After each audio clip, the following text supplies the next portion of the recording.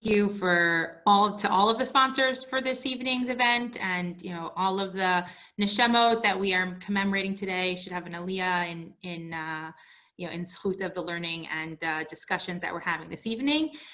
Special thanks to the Zughoffs and the Lipskis, both of whom have essentially known me since I was born, and it's really a very special pleasure to be participating in their community event as well. So today, as you heard, I'm a reproductive endocrinologist. I clinically practice infertility care and fertility preservation. I also kind of have a special interest in the areas in which reproductive medicine interface with Jewish and religious thought and laws. And this is really one of my favorite topics to talk about. I told Cheryl, and I've been telling some others, that I'm really just so pleased that this was the topic that was selected, because it's actually one of the least selected of my list of topics, but one of the ones that is just so really fun and exciting to talk about. And when we selected this, it really was not as culturally and politically relevant as it is right now. So hopefully this will also be able to impart some education for topics that are really being broadly spoken about in the United States today. So our goals for this evening are twofold. One, to talk about from a scientific standpoint, what is an embryo? What is it? What can it do? What is it not? What is it not capable of? And then really talk about two major divergent approaches from a religious standpoint to the human embryo, and how that then affects those standpoints, views on reproductive technologies and other related topics to the embryo. So what is an embryo? This is kind of the classic textbook picture of an embryo. An embryo changes and develops and divides every single day of its existence. This is what it looks like on the very first day of fertilization. You can see within this embryo there are what we call two pronuclei, one that comes from the mom and one that comes from the dad. So it has, by definition, two sets of genetic material. And really, almost immediately, the embryos are set on a course for cellular division. And by the second day, you'll see they have 2 cells, then 2 cells becomes 4 cells becomes 8 cells, and then there's really a rapidly developing and dividing embryo to the point where you get to this phase, which is called the blastocyst stage, where there's multiple different types of cells, and there's this outer layer of cells that ultimately becomes the placenta, and this inner, what we call the inner cell mass, which is what ultimately develops into the fetus. From a scientific standpoint, the definition of an embryo is a fertilized ovum, an egg that is fertilized with sperm. Embryos are microscopic. They cannot be seen by the human eye.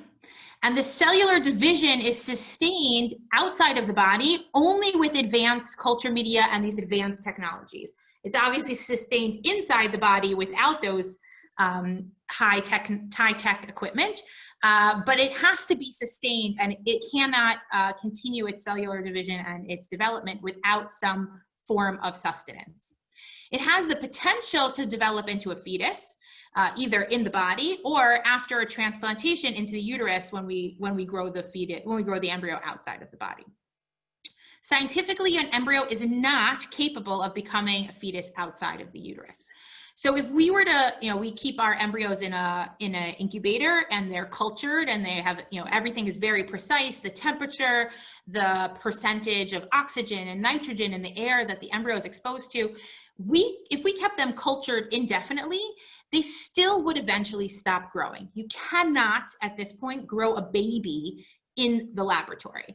And in the United States, you can legally culture embryos through the 7th day post fertilization, and that's what we routinely do in our lab. And really, at day 7, they look similar to what I showed you in the blastocyst stage, where they're not really. It's not like we're developing recognizable humans in a lab.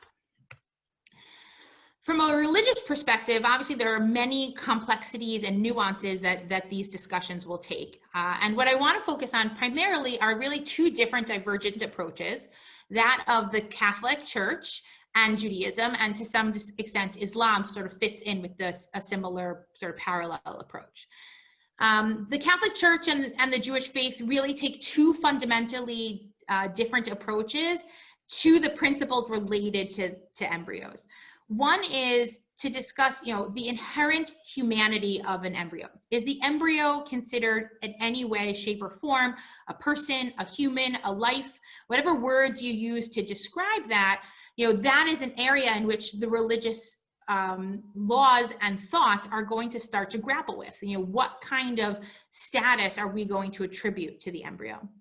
And to a lesser extent, one of the other issues that these two approaches diverge on is the process in which that embryo is created.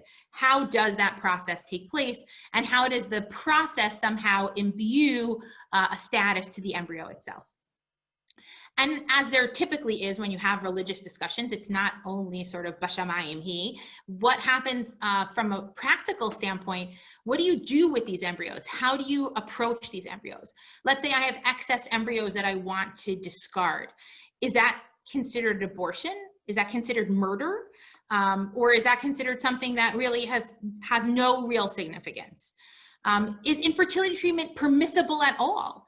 And what about embryonic stem cell research, right? Using stem cells, the cells that I showed you in those earlier pictures, they are what we call pluripotent, meaning some of those cells could go on to become bone cells, some can become skin cells, some can become blood cells.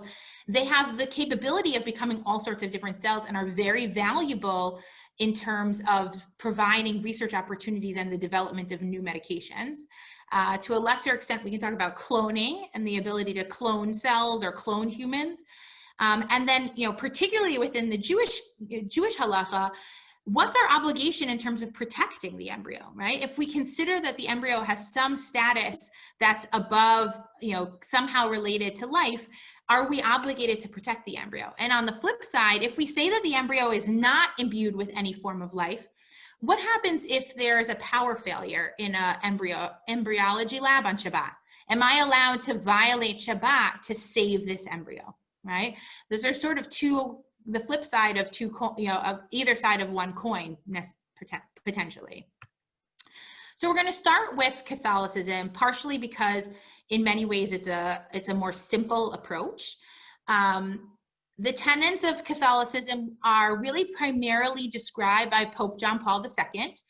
He published this document called Evangelium Vitae. It's all about the meaning of life, the source of life. It includes discussions about fertilization, contraception, abortion, much of what we think about in terms of modern Christian Catholic thought about these reproductive rights come from this document. It was published in 1995. It has since been reconfirmed by every pope.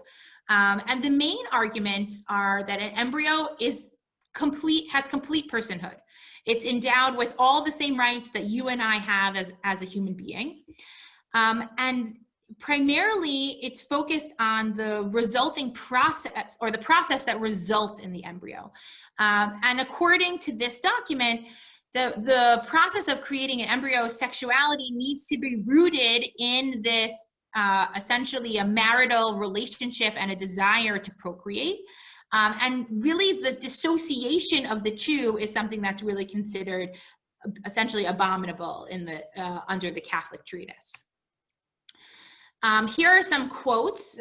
It's a very, very, very long document, but I picked out a few choice quotes. Essentially here, the various techniques of artificial reproduction, which would be seem to be at the service of life, right? We think that we're utilizing reproductive technologies to create new life. And are frequently used with this intention. They actually open the door to new threats against life. So this is how he introduces his discussion about reproductive technologies. Apart from the fact that they are morally unacceptable since they separate procreation from the fully human context of the conjugal act. This is what we talked about before. Under the Catholic treatise, really procreation and sexuality need to go hand in hand, and any dissociation of the two is considered morally reprehensible. He raised that these techniques have a high rate of failure, not just in fertilization, but with regard to subsequent development of the embryo. And we'll talk a little bit about this later. This is certainly at the time he was writing that was actually true. The IVF and reproductive technologies, even now, which are, the success rates are better than they've ever been. It's never 100%. And as a result, it exposes the risk of death to the embryo, is what he's implying here. Furthermore, the number of embryos produced is often greater than that which is needed for implantation. That's also true.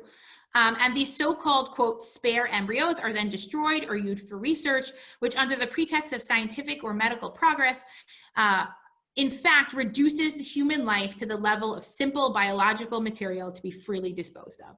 So this really underscores kind of the culture and the flavor of the discussions that are happening within Catholicism. Now, I don't pretend to be an expert in Catholic faith. There are people who have dedicated their entire academic careers to this. But I will summarize some of the more, some of the downstream discussions that have come up as a result of this within kind of the Catholic rubric. So concluding from Evangelium Vitae is creating embryos in vitro, meaning in the laboratory, is morally unacceptable. The embryos are considered human for all intents and purposes, and essentially destruction of a human embryo is tantamount to murder. Following this publication, there are many kind of further discussions and books and articles that have been written.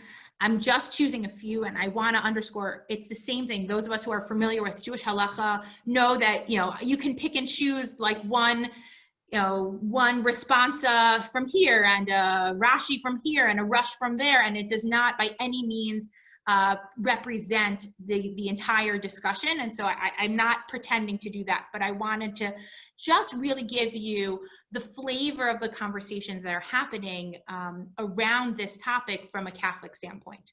So this comes from an essay called Begotten, Not Made, A Catholic View of Reproductive Technologies. It was published in 1998, so shortly after the previous one we just discussed. And these are also, again, some quotes that I chose from it. So the new life is not engendered through an act of love between husband and wife, but by a laboratory procedure performed by doctors or technicians. So again, the Catholic treatise really does not approve of this dissociation in how the embryos are created. And then his second point here is that the others, meaning the excess embryos that are not used, are simply discarded or used for experiments. This is a terrible offense against human life. While a little baby may ultimately be born of this procedure, other lives are usually snuffed out in the process, right? So if you view all these embryos as equal, this is, one baby may be born at the expense of all these others. And this comes, another quote, from the time the ovum is fertilized, a new life is begun, which is neither that of the father nor of the mother. Here it's describing an embryo that's formed within the body. We're not talking about in vitro here. It is rather the life of a new human being. So immediately from the moment of fertilization, there is a new human that is created. Right from fertilization is begun the adventure of human life. And this is really ultimately the guiding principle of reproduction and reproductive technologies, reproductive rights that come from the Catholic Church, is related to the fact that they believe that at the moment of fertilization, everything downstream is essentially human, equivalent to you and me as a fully functioning adults. So Judaism, and to a lesser degree Islam, which if we have time we'll cover a little bit, takes a much more nuanced approach to this discussion. The definition of life takes many different roles, and so it's not the same, where in different circumstances life may mean different things. And absolutely, and we'll see that the sources really very much do not support the beginning of life at fertilization. It's absolutely some point thereafter. What that point is not always clear. And just like we're familiar with so many other halachic debates and kind of deep halachic discussions, there's going to be people, there's going to be opinions on many different sides.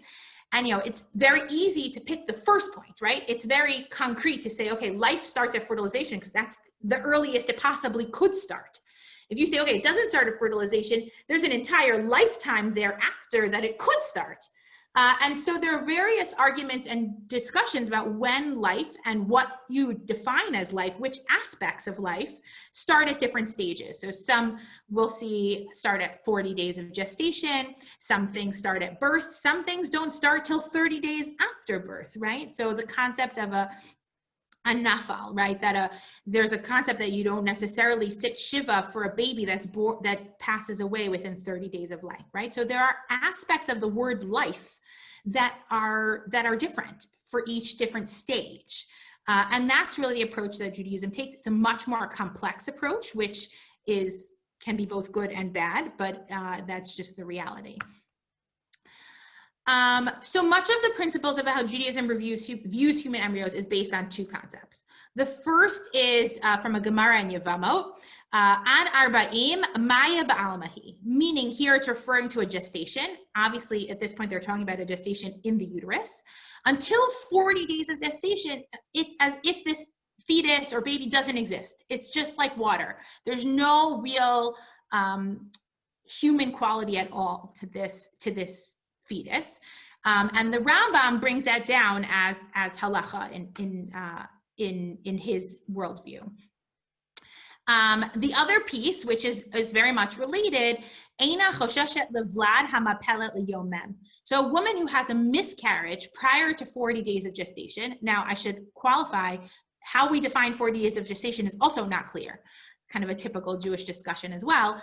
When does gestation start? How do we know when gestation starts? How do we know when 40 days is up? There's lots and lots of discussions that I won't go into here.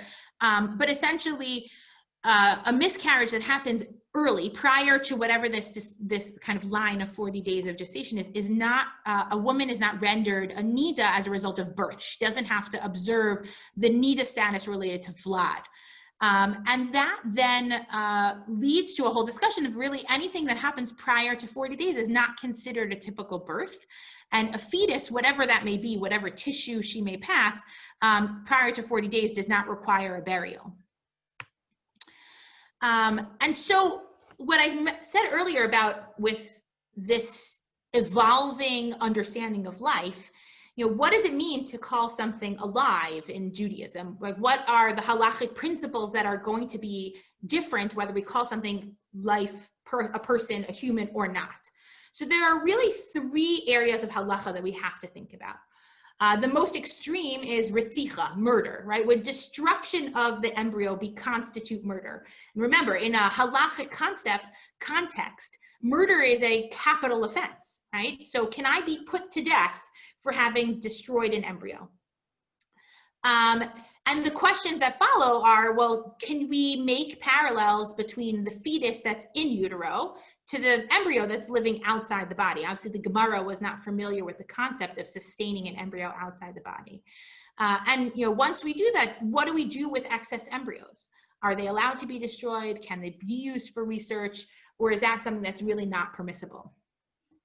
The second level down from the extreme of ritzicha would be chavala, meaning it's a isser min haTorah to injure somebody or injure oneself.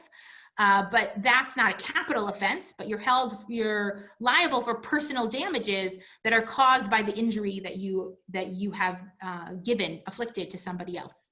And so if you were to injure an embryo in some way, in a halachic context, are you liable for the chavala to the injury? And then the next step is sort of the opposite extreme is Hatzala. Are you obligated to save something, right? We're obligated to save another person from danger. If I see another person in danger, I'm obligated to save that person. Am I obligated to save an embryo from destruction? So that brings up my question about the violation of Shabbat, right? That's sort of the ultimate test of our obligation of Hatzala. If I'm actually absolutely obligated to save someone, that means I can violate all of the mitzvot in order to save that person. So we'll start with ritzicha, murder, right? Is destruction of an embryo equal to murder? is an abortion murder, right? We could say maybe it's the same as an abortion, and maybe an abortion doesn't actually mean murder. There really is a lot here to unpack, much more than I could unpack in just this one session. But stand it to say that there's really almost all Poskim, and certainly all of the Poskim, even the early Poskim, who we all consider to be normative Poskim, would hold that there's really no ritzicha with fetuses that are younger than 40 days, right? So if you were to somehow make some action that then caused a fetus to die that's younger than 40 days, that's not considered ritzicha by most standards. And therefore, it really stands to reason that we would not consider, from a Jewish standpoint, that the destruction of embryos that live outside the uterus, that are being sustained by some advanced technologies, that the destruction of those embryos or the discarding of those embryos does not constitute murder. And I would say far and away, I mean, essentially all normative modern Poskim would hold that way. Hatzala, remember, the next sort of level down. Am I liable for personal damages that are done to the fetus? So again, really stemming from the Gemara and then all the way down through the Rishonim and Achronim, Hatzala really does not apply to early fetuses. Now, again, how you apply that to abortion is much more complex, because where does 40 days start? Where does 40 days end? That's a much larger discussion, but clearly an embryo is earlier than 40 days. And so even for those who, especially for those who feel that Hatzala won't apply to these younger fetuses, they certainly don't apply to embryos. One could make the claim that even for those minority opinion that do hold that Hatzala could be an issue for these, early fetuses, one could still make the claim from a halachic standpoint that an embryo wouldn't qualify. There are many opinions, and we'll see them, that the human life really starts at the very earliest potential could be with implantation, where there's some sustaining of life through the mother rather than some other forces. There's also this concept in halacha that really nothing has any value, any halachic value, if it's not visible to the naked eye. So these are conversations that sometimes come up with like bugs on lettuce, right? But there's a halachic principle that microscopic things can't hold halachic, or potentially don't hold halachic value. And so that's an argument that can be made around the discussion of the status of the human embryo. As an aside, when we talk about abortion, and again, we're not really talking about abortion here. Closed tonight? It does look closed. Could somebody needs to mute themselves, sorry. Just as an aside, because we're discussing Hatzala, that is very much a very deeply discussed and argued issue when it comes to kind of looking at Judaism's role in with abortion. But it's not really directed to the fetus. It's much more directed to the mother, right? The mother who's undergoing this, potentially undergoing an abortion. And since here, the case we're describing is an embryo that's sitting in a laboratory, that if you were to discard it or use it for research has no connection to injuring a mother, that's an issue that really isn't going to apply. And lastly, the issue of Hatzala, right? So it may not be prohibited to destroy embryos. And like I said, the vast majority of normative halacha is going to hold that it is permissible to destroy and discard embryos or utilize embryos in a variety of different ways. But then is there a fundamental obligation to protect them? Or do they somehow fall into this sort of intermediate zone? So the Baal Halachot Gdolot, the Bahag, starts this discussion, obviously not referring to embryos outside of the body in the lab, but more discussing sort of theoretically the potential for life in an early pregnancy. He brings the pasuk from Sefer Vayikra, V'chai Bahem, which is what we use as our kind of halachic pretense to violate a variety of different isurim in order to protect our own lives or protect somebody else's life. The discussions, or what he says, like the halachic discussions around v'chai b'hem, really seem to only apply to autonomous life. It doesn't necessarily apply to a fetus in utero. And then the next part of his discussion is this Gemara from Masechet Yoma. Meaning when you talk about who, this is referring to someone or something that you would violate the Shabbat in order to protect. And it gives this category of, is it someone or something that's ra'ui, that's worthy of you violating the Shabbat? And one of the things that the Bahag makes a distinction is the potential for human life. It is the potential for the future, right? We talk about that. The reason you can violate Shabbat, at least to save another Jew, and then we expand it to really all people, but to save another Jew is to allow, I'm going to violate one Shabbat so that this person can then celebrate and keep many Shabbatot in the future. So it's the potential, the future potential for life that justifies the violation of Shabbat. And he doesn't really make a distinction between when and human life does that start. And ultimately, this opinion gets brought down through some of the later sources. It's something that is accepted by the Ramban and then quoted by later sources in his name. And he goes one step further to say that in the pasuk of lo ta'amod al dam re'acha, right? You should not stand idly by when someone else's blood is being spilled. Does that obligate us to sustain potential life, even in the absence of pikuach nefesh, even if there's not something that's actively just going to destroy the embryo, let's say, right? But the passive, like if I just unplug the incubator, right? So I'm not actively destroying the embryo, but I'm depriving it of what could sustain the potential life. It's a very unclear opinion, and it really gets hashed out in many of the later sources, especially the more modern ones, because now it really comes up halacha l'maisa. So there was a story, and the truth is I don't even know if this is actually true, but it's a story that amongst the Orthodox reproductive endocrinologist world, we talk about a lot, that like once in the 90s, there was a embryology lab in Israel where there was a power failure on Shabbat, and it was a whole thing about what to do. It's hard to really imagine. I think most embryology labs have lots of safety mechanisms and have generators and whatever it may be, but it did ultimately lead to many discussions about whether or not you could be mechalel Shabbat in order to save these embryos. In the end, supposedly the lore about this story is that there was an Arab technician who was working in the hospital who was able to restore the power or do something to save the embryos. So no embryos were lost in this story. Again, I'm not sure that this story may be apocryphal, but it does bring up the example of what could happen. But it comes up all the time when people who are having, if they're doing IVF for fertility, and they need to go into the office on Shabbat, or they need to have a procedure done on Shabbat. Is it considered pikuach nefesh? How do we view this? Is it an illness? And it's very complex and beyond the scope of this talk, but all these issues start to come up. And essentially, does the right to, if you say that I can violate Shabbat to save this embryo or to promote the growth of this embryo and the potential for life, does that basically go hand in hand with saying that I'm then no longer able to destroy this life if the opportunity were to present itself? And so many say,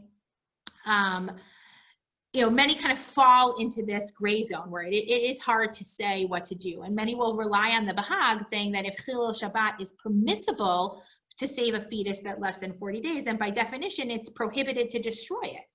And that brings us sort of full circle back to the first beginning of the conversation about Ritzicha and Hatzala. But Rav Moshe Feinstein, who's arguably sort of the first of the quote unquote modern Poskim to grapple with this, says, this is where the Ramban becomes very relevant, because he allowed Chilul Shabbat to save a fetus that was less than 40 days. He therefore would not allow an abortion after 40 days, right? So he's making Rav Moshe Feinstein here is making a distinction between before 40 days and after 40 days in the context of an abortion. But what we can infer from that is that an embryo, which is clearly less than 40 days, is not going to be an issue. And others really disagree, and it really goes back and forth. And I would say that there are many normative opinions who are very supportive of utilizing IVF and utilizing reproductive technologies, but not, and as well as, donating embryos for research, discarding excess embryos, but draw the line at saying you can be Mechalel Shabbat in order to save the embryo or in order to pursue the remainder of your treatment. Here are just a few. I just kind of wanted to include a broad spectrum of different poskim who grapple with this subject about whether or not you can violate Shabbat in order to save the embryo. Here's one, the Shevet Yehuda would violate the Shabbat to save the embryo. And here he kind of almost falls in line with the Catholic Church by saying that life begins at conception, and therefore you have to treat all the embryos the way you would treat a life in that way. The Rav Moshe Sternbach really, and I quoted this because it comes up so many more times in the downstream discussions about embryos versus fetuses, is that when you start talking about the prohibition or against abortion, and again, we're not getting into whether such a prohibition exists and in what contexts, that's really related to a procedure that you're doing to the woman's uterus. And anything that is outside of that is really not given the status of life. And this comes up many, many, many times. That really, as a halachic standpoint, at the very earliest, and again, there are many poskim that will debate when exactly life begins, but the earliest halachic point that life could begin is implantation, when the embryo implants into the mother's womb, which is roughly 10 days after fertilization.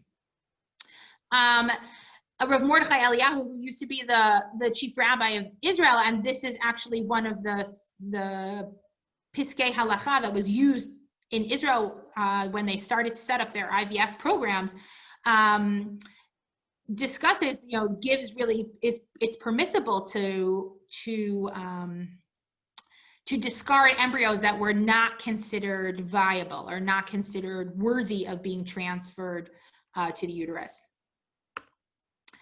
Again, these are a few others that I can, I put up here so for your kind of reading pleasure, but they all kind of underscore the similar discussion. Whether or not we consider an embryo outside of the human body to be alive, that seems to really be not the case. The discussion really becomes, is it implantation? Is it 40 days after? Is it where on this sort of gray spectrum do we say that life begins? But it's clear that it doesn't begin at conception, at least for the vast majority of these poskim. One of the things that I wanted to add, and this is more of an American flavor, because many of these poskim are on the Israeli side. These are very recent discussions here, these two that I brought. And one of what I wanted to, this quote that I brought from Rabbi Yitzchak Breitowitz, that women should not be halachically compelled to receive an embryo to preserve the potential of life. One of the things that this underscores is that pregnancy in and of itself is a risky endeavor. Prior to modern times, women were dying of pregnancy and childbirth very, very frequently. And in modern times, we sort of take for granted the health concerns and dangers that that accompany pregnancy. And what he's saying is that when you shouldn't have to, even if you want to attribute some degree of life or potential life to the embryos, we're not going to obligate someone to use those embryos. So if you have extra embryos, you cannot be halachically obligated to put yourself in danger in order to preserve some potential life for the future. And that's a very important point, and one that actually comes up in conversations all the time that I have with couples, because one of the things we want to do, there's so much natural wastage in reproduction, right? Not every egg is going to become an embryo. Not every embryo can become a baby. And that's true both in the body and outside the body.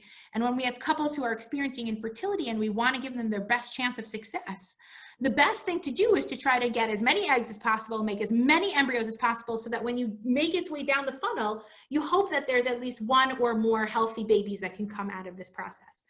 And so to feel limited that whatever embryos I make, I have to use, is a very challenging place to be. And actually, when I did my fellowship training in Connecticut, we had a large Catholic population, a more enlightened Catholic population potentially, where they got, a psak from their priest to do IVF, but they could only be limited by how many eggs they would use at a time. So we'd have to be very careful about like how many, how we stimulated, everything was very, very carefully calibrated, because of this concern about having excess unused embryos. There is a discussion that has been, again, maybe apocryphal because it's not written anywhere, but a discussion that is quoted in the name of the Lubavitcher Rebbe, that he felt that you really should never destroy embryos. And I have participated in some of these, what we call mercy transfers, where we actually take an embryo and we do an embryo transfer at a time that we know is not likely to be successful, in order to quote unquote, like not waste an embryo. It's very, very uncommon. It's not something that's done frequently. It's not normative practice by any means, but it is something that's brought up. So like I mentioned, the prevailing opinion by far in the Jewish community is that embryos are not alive because they're not capable of becoming a fetus on their own. And really the vast majority of Poskim, from the most modern to the most Hasidish, are going to be generally supportive of infertility treatment as a modality to grow Jewish families. Many permit the purposeful creation of excess embryos, like I mentioned. Many permit the destruction of excess embryos or the donation and utilization of embryos for research. And just to kind of hammer this point home and sort of underscore how things are sort of halakhically and politically changed in the last decade or so. This is a letter that was written by the Rabbinical Council of America and the Orthodox Union jointly to President George W. Bush in July of 2001. George W. Bush passed a bill, or at the time they were discussing a bill, but it ultimately passed, to cut off federal funding to embryonic stem cell research. That bill still stands in the United States. There is no federal funding available for embryonic stem cell research. There have been no new stem cell lines that have been developed since 2001 when this bill was passed. All stem cell lines are either prior to that or have been designed privately and funded privately. But the OU and the RCA wrote a letter to President Bush actually in support of embryonic stem cell research. And this is the quote that I think hammers it home. The potential to save and heal human lives is an integral part of valuing human life from the traditional Jewish perspective. Moreover, our rabbinic authorities inform us that an isolated fertilized egg does not enjoy the full status of personhood and its attendant protections. Thus, if embryonic stem cell research can help preserve and heal humans with greater success and does not require or encourage the destruction of life in the process, it ought to be pursued. Meaning we should try to develop better medications and treatments for ailments, and if we can use this stem cells that we don't consider to have human life, that's something we should encourage. I'm going to skip over Islam because we are a little short on time, but suffice it to say that Islam actually very much follows along with the kind of Jewish approach that life does not begin at conception. And again, there's a 40-day thing that comes through the Islamic code as well. And they very much, like the sort of quote unquote halacha l'maisa in Islam is also very similar in terms of being permissible to utilize infertility treatment as well as stem cell research. I added this extra slide here just because so many of these topics are so sort of culturally relevant right now. And I don't want to discuss kind of the political nature of any of these, but The concept of personhood that was brought up in that letter in 2001 is something that's extraordinarily relevant. There are personhood bills that are being supported in actually all 50 states. And personhood bills would essentially make it illegal and criminal to destroy embryos and harm embryos in any way. And that would significantly impair the ability to provide fertility services in the way that we currently do. And so, this is a quote from Senator Tammy Duckworth, who is very public about having utilized IVF to conceive her children, about how she feels on personhood laws. And then there was this whole discussion about the medication that President Trump received from Regeneron, about that it was used from tissue from abortions. And the truth is that it was utilized, it was created as a result of embryonic stem cell lines, but those stem cell lines actually have been in existence for decades. It came from a fetal tissue from the 70s. And so these stem cell lines, and in many ways are no longer almost even recognizable as an embryo. These are not cells that even if you cultured them and implanted them in a human would go on to produce healthy babies. These are cells that have been cultured and divided and regrown in ways that really have well dissociated from their ability to go on to produce a baby in any way. I wanted to just take the last few minutes and take this opportunity to show that not only from sort of an academic standpoint do these two areas of faith differ, it almost really underscores kind of basic theology related to our relationships as humans and God, the divine relationship between humans and God. And in Judaism, we very much feel that it's a collaborative partnership. And certainly when we talk about in sort of the Jewish medicine world, the concept of that the pasuk v'rapo yirapeh, the Gemara tells us mikan shenitna reshut l'rofeh l'rofot, that this is the source from which Hashem is giving us permission to heal. Meaning we could say, oh, this is God's will. God gave you cancer and that's his will. And I don't have permission to mess with the divine will in any way. And actually that's really the complete opposite. In Judaism, we have this sense that we should intervene and we should collaborate in the world. And so with Catholicism, the embryo, the life, the personhood is inherent. It's immediate. It happens automatically as soon as the embryo is created. And the embryo doesn't have to do anything in order to receive its status of personhood. And the Catholic Church and the sort of Catholic notion of that the world was sort of once perfect and paradise, and it's only like the original sin of man, and everything thereafter has been kind of paradise lost, falls into that place, right? The human embryo is kind of the perfect being, and really it can only go down from there. It really falls in line with the basic theology of Catholicism. And Judaism, it's the opposite, right? We really believe that there's sort of a developmental process. Here, where you decide that life begins is not clear, right? Everyone sort of has different opinion, but the fundamental idea that life is acquired rather than imbued is unanimous across the board, right? It's not immediate. It doesn't happen inherently. There has to be certain characteristics, whether that characteristic is a time, whether it's something that has to be visible, whether it's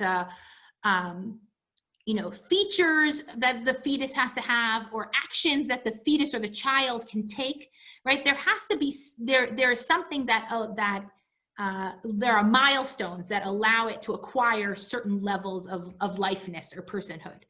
And those parameters change at different stages. And it really ties into this time period that we're in right now on the heels of the Yamim Noraim, right? The Yamim Noraim have this theme of infertile women. And why do we talk about infertile women over the Yamim Noraim? Because it's really the ultimate understanding of this concept of collaboration with God, right? That shlosha shutfim yesh b'adam, right? There's 3 collaborators in the development of a person. HaKadosh Baruch Hu, Aviv ve'imo, the father, the mother, and God. It's this really divine effort that ties us all together. And just to kind of bring it back to this week's Parsha, this is a midrash about this week's Parsha about the development of man and why couldn't man only have Yetzer Tov? Why did Hashem have to imbue man with a Yetzer Hara, with a desire to do wrongdoing, right?